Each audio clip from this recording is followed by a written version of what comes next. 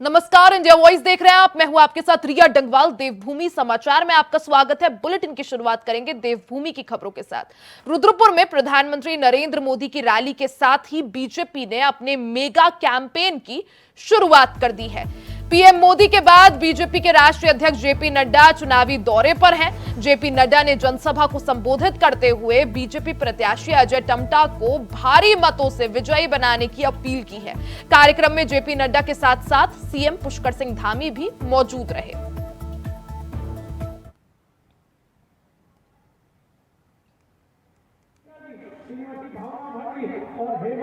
आज भारतीय जनता पार्टी अटक से लेकर कटक तक, कश्मीर से लेकर कन्याकुमारी तक लगातार संगठन का अपना विस्तार कर रही है।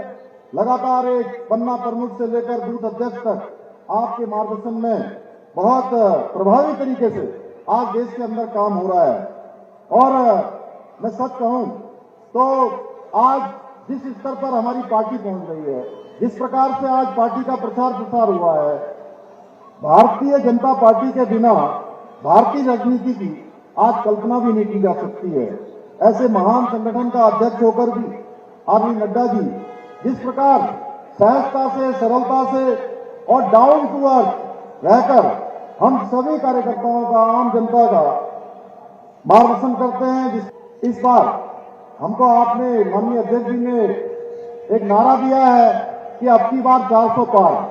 ये केवल एक नारा नहीं है, ये नए भारत की, एक विकसित भारत की और मोदी जी की गारंटी की चाबी है। उस चाबी को हम सब लोगों ने संभाल के रखना है। और उत्तराखंड की जो 5 लोकसभा सीटें हैं भारतीय जनता पार्टी जीतने जा रही है। अब केवल प्रश्न ये है कि कौन सी सीट कितने वोटों से जीतने वाली है। सब जानते हैं हमारे प्रधानमंत्री जी का, हमारे राष्ट्रीय अध्यक्ष जी का उत्तराखंड देवभूमि से बहुत लगाव है हमेशा। और आप अनेक अनेक अवसरों पर, अनेक अनेक पिछले कई वर्षों से उत्तराखंड के अंदर संगठन के कामों के लिए आप लगातार उत्तराखंड आते रहे हैं। आप भली भांति उत्तराखंड को जानते हैं। इसलिए हम सब की जिम्मेदारी है कि इस बार ऐतिहासिक मतों से हम यहां से अल्मोड़ा पिथौरागढ़ से हमारे लोकसभा के सांसद भाई अजय टम्टा जी को भारी बहुमत से एक तरफा समर्थन देंगे। और वैसे भी आप देख रहे होंगे दूसरी पार्टियां आज कहीं मैदान पर दिखाई नहीं दे रही है। ये ऐसी भूमि है जहां हम देवताओं को पूजते हैं। हर व्यक्ति देवतुल्य है। सात्विकता हम सबके मन में बसी हुई है। और ये ऐसी भूमि भी है जो देश की रक्षा के लिए हमेशा तत्पर रही है। ऐसी वीर भूमि भी है। और जब हम चुनाव की बेला में जा रहे हैं तो हमें यह भी याद रखना चाहिए कि वीरों के साथ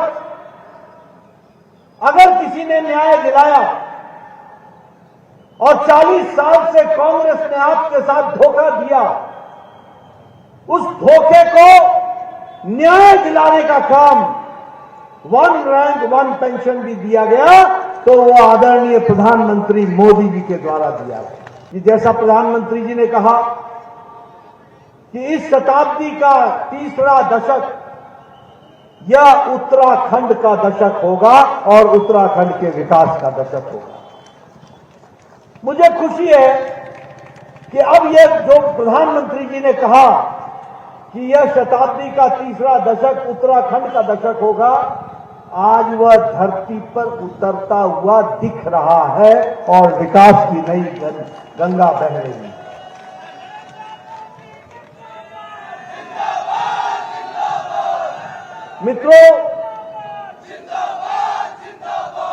मित्रों, आपको जो चयन करना है वो एक तरफ उन लोगों का चयन करना है जिन्होंने उत्तराखंड के दर्द को समझा है, जिन्होंने उत्तराखंड को आगे बढ़ाने में कोई कसर नहीं छोड़ी, जिन्होंने उत्तराखंड के युवाओं की आकांक्षाओं को पंख लगाने का काम किया। कि कांग्रेस के जमाने में बोफर्स का घोटाला हुआ था, क्या ये सच्चाई नहीं है कि कांग्रेस के जमाने में पनडुब्बी का घोटाला हुआ था? क्या ये सच्चाई नहीं है कि ऑगस्टा वेस्टलैंड हेलीकॉप्टर का घोटाला हुआ था? क्या ये सच्चाई नहीं है कि 2G और 3G का घोटाला हुआ था? क्या ये सच्चाई नहीं है कि कॉमनवेल्थ गेम्स का घोटाला हुआ था? मित्रों, इन्होंने न जल छोड़ा, न नभ छोड़ा, न स्थल छोड़ा, न पाताल छोड़ा, तीनों लोक में भ्रष्टाचार किया। ये कांग्रेस पार्टी का इतिहास है।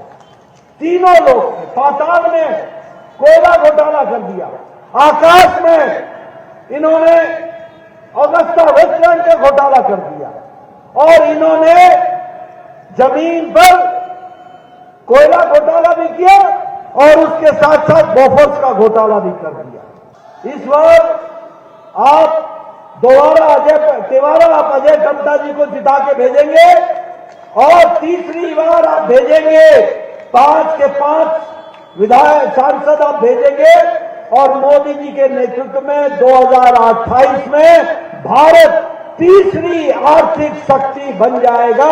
ये भी हमको ध्यान में रखना चाहिए।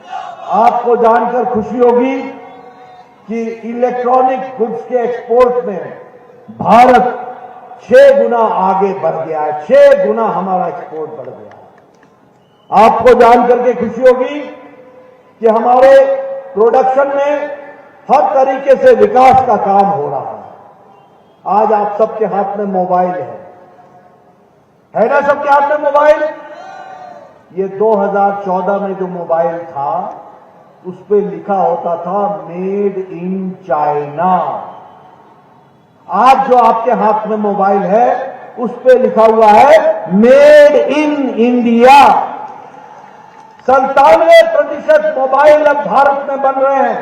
ये आत्मनिर्भर भारत खड़ा हुआ है। उसी तरीके से इस्पात में हम 4थे नंबर पर खड़े थे, आज हम दूसरे नंबर पर इस्पात में खड़े। वहीं पिथौरागढ़ में बीजेपी के राष्ट्रीय अध्यक्ष जेपी नड्डा के दौरे के बाद बीजेपी में उत्साह नजर आया। बीजेपी के अल्मोड़ा पिथौरागढ़ सीट से प्रत्याशी अजय टम्टा ने बातचीत की। हमारे संवाददाता अभय कैंतुरा से।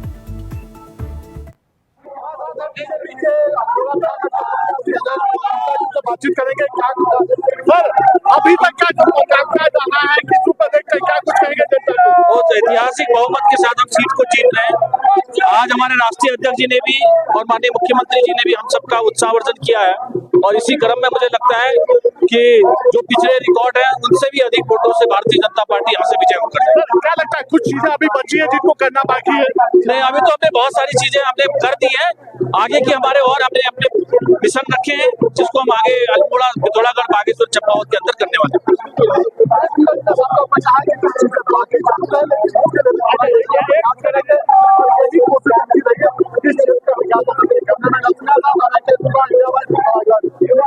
जेपी नड्डा की पिथौरागढ़ में चुनावी रैली हुई। अल्मोड़ा पिथौरागढ़ लोकसभा क्षेत्र के अंतर्गत ये चुनावी रैली थी जिसमें उन्होंने क्षेत्र की जो जनता है, संसदीय क्षेत्र की जो जनता, उनसे ऐसे प्रत्याशी का चयन करने की बात करी है जो बीजेपी के लिए है या देश के लिए जो काम करता है। उन्होंने कहा कि केंद्र प्रधानमंत्री मोदी की सरकार है तो ऐसे में देश सुरक्षित है और ऐसे में जो उत्तराखंड के 20 जवान हैं उन 20 जवानों के आधार पर अब उत्तराखंड की जनता को ही चयन करना होगा कि ऐसे प्रत्याशियों का चयन यहाँ से हो जो देश की रक्षा के लिए काम करे, विकास के लिए काम करे। उन्होंने विपक्षी पार्टियों पर भी जम के निशाना साधा। उन्होंने घोटालों की बात यहाँ पर करी। उन्होंने विपक्षी दलों की जो सरकार थी उन सरकारों की पोल खोलने का काम यहाँ पर कर रही है। कहा जा सकता है कि चुनावी जनसभाएं बीजेपी के लिए खरीदने का काम यहाँ पर करेंगी और इस क्षेत्र में जो विकास की जो बात अक्सर बीजेपी करती आई उन्हें एक चुनावी मुद्दे के रूप में जनता के सामने रखने का काम बीजेपी के नेता कर रहे हैं। खबर पौड़ी से है जहां लोकसभा की गढ़वाल संसदीय सीट से बीजेपी प्रत्याशी अनिल बलूनी श्रीनगर पहुंचे और यहां सोशल मीडिया सम्मेलन में उन्होंने शिरकत की। अनिल बलूनी का सम्मेलन में पहुंचे गढ़वाली गीतकारों ने बलूनी और पीएम नरेंद्र मोदी के ऊपर बनाए हुए गढ़वाली गीत के जरिए उनका भव्य स्वागत किया। अनिल बलूनी ने अपने संवाद में कहा कि उन्होंने आज मलेथा क्षेत्र में पहुंचकर वीर शिरोमणि माधो सिंह की मूर्ति के दर्शन किए। उन्होंने बताया कि माधो सिंह भंडारी की याद में ही दीपावली के बाद इगास पर्व को मनाया जाता है। साथ ही अनिल बलूनी ने पहाड़ों से बेतहाशा हो रहे पलायन पर चिंता जाहिर की और इसकी रोकथाम के लिए प्राथमिकता से कार्य करने का दावा भी किया।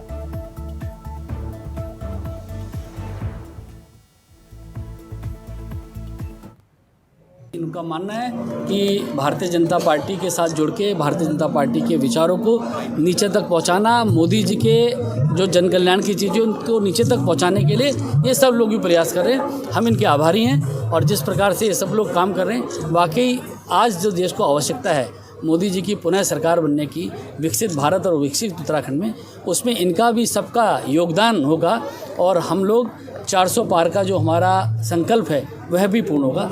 खबर रुड़की से है, जहां लोकसभा प्रत्याशी त्रिवेंद्र सिंह रावत ने रुड़की में एक कार्यक्रम के दौरान महिलाओं को सम्मानित कर केंद्र और राज्य सरकार से मिलने वाली योजनाओं के बारे में जानकारी दी। त्रिवेंद्र सिंह रावत ने बताया कि देश में महिलाओं के लाभ के लिए कई योजनाएं चलाई जा रही है। सभी योजनाओं का जो महिलाएं हैं वो लाभ ले रही हैं।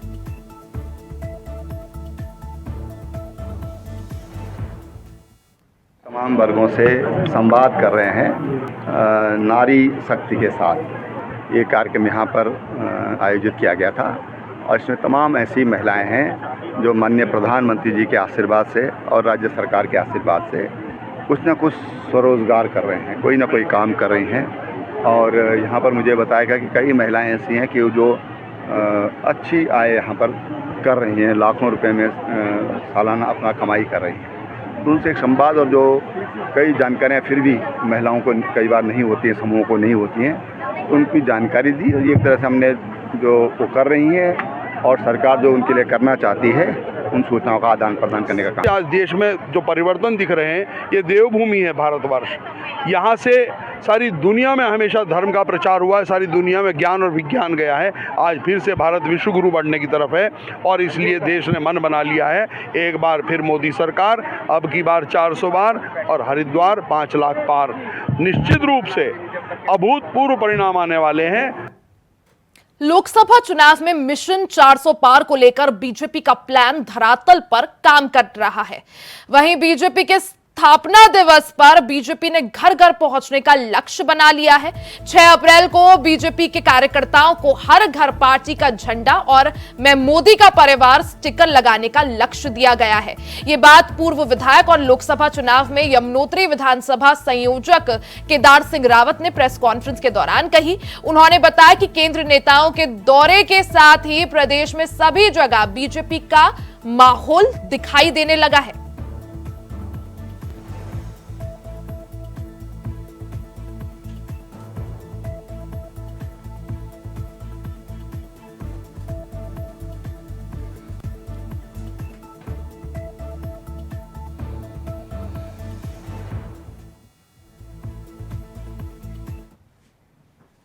खबर रुड़की से है, जहां कांग्रेस प्रत्याशी वीरेंद्र रावत ने आज कई विधानसभाओं में रोड शो किया और जगह जगह जाकर लोगों से वोट मांगे। वहीं झबरेड़ा विधानसभा के सलेमपुर गांव में वरिष्ठ कांग्रेसी नेता अभय सिंह सैनी के घर पर एक जनसभा भी की। इस दौरान वीरेंद्र रावत ने कहा कि जो भी विकास हुआ है वो सिर्फ कांग्रेस के कार्यकाल में हुआ है। उत्तराखंड की अगर बात की जाए तो पिछले 10 सालों से बीजेपी राज में किसी भी तरह का कोई विकास का काम नहीं हुआ है, जबकि बीजेपी की डबल इंजन सरकार आज तक सिर्फ विकास का राग अलापने के अलावा कुछ काम नहीं करती है।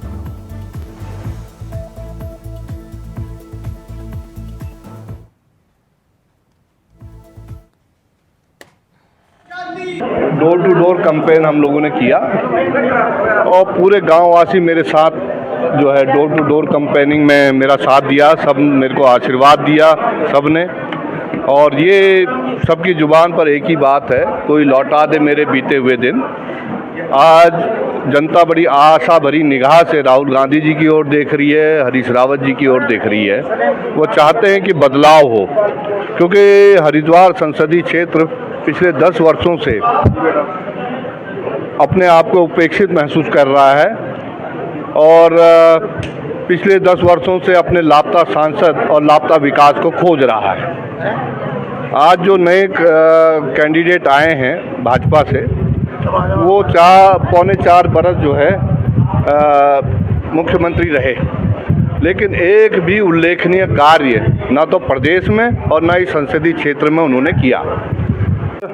जो सलेमपुर राजपुतान में श्री वीरेंद्र रावत जी का प्रोग्राम था, वो भारी मतों से जीतेंगे और संसद में जा कर के एक कैबिनेट मंत्री बनेंगे। ये पूरे गांव की, पूरे क्षेत्र की एक भावनाएं हैं, शुभकामनाएं उनके साथ हैं। सब हर तबके की बिरादरी के लोग उनका दिलो जान से समर्थन कर रहे हैं। ये हमारी कामना है। उनके कार्य ऐसे हैं कि हमारे हरीश रावत जी ज़मीन से जुड़े हुए नेता हैं। उन्होंने हर आदमी की, हर जाति में हर आदमी की हर तरह से मदद की है और किसान के लिए तो उन्होंने अपना जीवन ही बलिदान कर दिया। एक समस्या ऐसी थी जो कलियर से लेकर बिहारीगढ़ तक 12-13 पुल, वो हरीश रावत जी की देन है जो उन्होंने बनवाए और उस पूरे घाट क्षेत्र को आज सोने की तरह चमकाया, वो हरीश रावत। वहीं बीजेपी की महिला नेताओं और दूसरी महिलाओं को लेकर कांग्रेस के नेताओं की टिप्पणी पर घमासान मचा हुआ है। ऐसे में अब उत्तराखंड बीजेपी महिला मोर्चा ने कांग्रेस को कटघरे में खड़ा कर दिया है। बीजेपी महिला मोर्चा की प्रदेश अध्यक्ष आशा नौटियाल ने कांग्रेस नेता रणदीप सुरजेवाला द्वारा मथुरा की सांसद हेमा मालिनी पर की गई टिप्पणी की निंदा की है। उन्होंने कहा कि कांग्रेस के नेता महिलाओं पर अभद्र टिप्पणी कर रहे हैं। साथ ही उन्होंने आगे कहा कि कांग्रेस की अभद्र टिप्पणी से देश की महिलाओं के सम्मान को ठेस पहुंच रही है।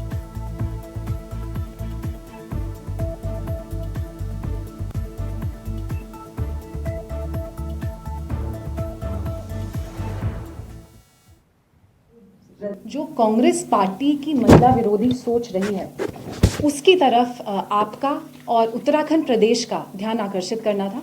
आपने देखा होगा कुछ दिन पहले कांग्रेस पार्टी ने उत्तराखंड में एक महिला सम्मेलन आयोजित किया था और उस मंच पर एक भी महिला नहीं थी। आप उसका कॉन्ट्रास्ट कीजिए आज के इस मंच से, जहां आपको सारी प्रवक्ता जो बैठी हैं भारतीय जनता पार्टी की, वो महिलाएं हैं। इस बात का, इसके पीछे एक बड़ा कारण है कि कांग्रेस की जो नीति रीति रही है वो महिला विरोधी रही है। रणदीप सुरजेवाला जी का बयान इस कड़ी में सबसे नया है। जिस तरीके से उन्होंने एक प्रतिष्ठित जो अदाकारा रही हैं, माता भगवती की उपासक रही हैं और सांसद रही हैं, एक लोकप्रिय सांसद के रूप में उनको देखा जाता है, उनके बारे में अभद्र टिप्पणी करी। और कई टिप्पणियां जो आशा जी ने अभी गिनाई, ये सारी वो टिप्पणियां हैं जो पिछले 6 महीने में करी गई। खबर देहरादून से है, जहां उपराष्ट्रपति जगदीप धनखड़ 5 अप्रैल को मसूरी के लाल बहादुर शास्त्री अकेडमी में आयोजित कार्यक्रम में हिस्सा लेने देहरादून आएंगे। उनके इस कार्यक्रम को देखते हुए सुरक्षा में नियुक्त किए गए पुलिस बल को वरिष्ठ पुलिस अधिकारियों ने पुलिस लाइन देहरादून में ब्रीफिंग की। ब्रीफिंग के दौरान उपराष्ट्रपति डॉक्टर जगदीप धनखड़ के कार्यक्रम को देखते हुए सुरक्षा प्रबंधनों की समीक्षा की गई। उपराष्ट्रपति जगदीप धनखड़ के इस दौरे को लेकर पुलिस विभाग पूरी तरह से अलर्ट मोड पर है। जॉलीग्रांट एयरपोर्ट से लेकर उपराष्ट्रपति के रूट पर बड़ी संख्या में पुलिस बल की तैनाती के निर्देश जारी कर दिए गए हैं।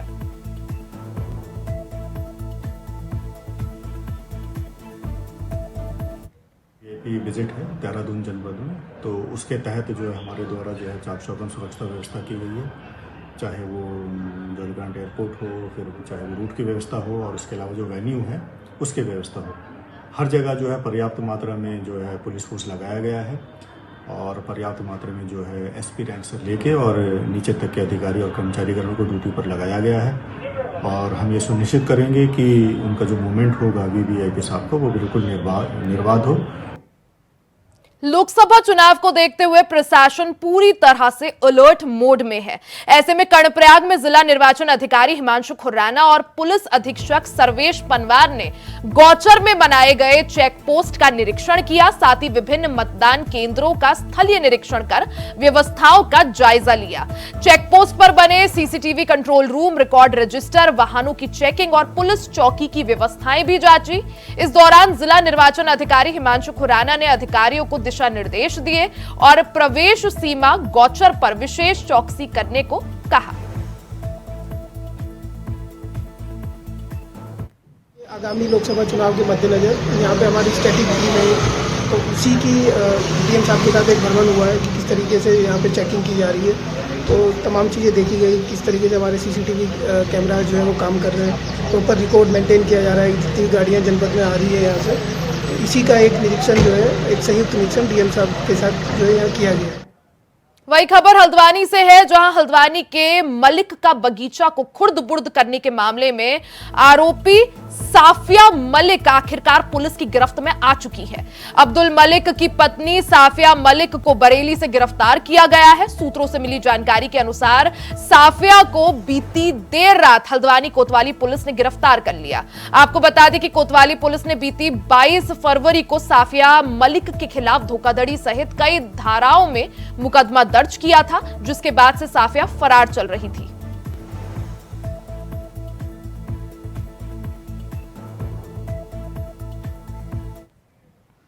नानकमत्ता उधम सिंह नगर पुलिस ने बाबा तरसेम की हत्या में षड्यंत्र रचने वाले 4 लोगों को गिरफ्तार कर लिया है।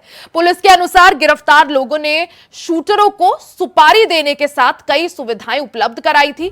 डेरे पर वर्चस्व के लिए इन लोगों ने बाबा तरसेम की हत्या करवाई थी। हालांकि घटना को अंजाम देने वाले बदमाश पुलिस की गिरफ्त से बाहर है। पुलिस ने फरार बदमाशों पर 50,000 का इनाम घोषित कर दिया है। एसएसपी ने कहा कि पुलिस अब भी कई पहलुओं पर जांच में लगी हुई है और फरार बदमाशों की जल्द गिरफ्तारी कर ली जाएगी। इनका एक लोकल आदमी का साथी बनाया उसने, उसका नाम क्या है भाई? अमनदीप। वो उसको इन्होंने ऐसा दर्शाया कि मतलब बहला फुसला के उसको भी अपने साथ में लिया है लालच देकर। तो उसको बोला कि बाबा की मुखगिरी तुम करोगे, मतलब एग्जैक्ट डिटेल्स, दैनिक दिनचर्या बोलते हैं ना, दिनचर्या, कौन कितने बजे उठता है, क्या करता है, वो सारी दिनचर्या उसने उसको पटा के अपने कब्जे में ले लिया था। उसको उस कॉन्स्पिरेसी का पार्ट बनाकर इन दोनों शूटरों ने अमनदीप को अपने हिस्से में कॉन्स्पिरेसी में ले लिया। तो उसका पूरा दिनचर्या जो रूटीन होता है वो इसको बाबा को रूटीन को इनको पास ऑन करने के लिए पूरा उसका साथ ले लिया। इसी के साथ देवभूमि समाचार में फिलहाल के लिए सिर्फ इतना ही। खबरों का सिलसिला जारी रहेगा, बने रहे हमारे साथ।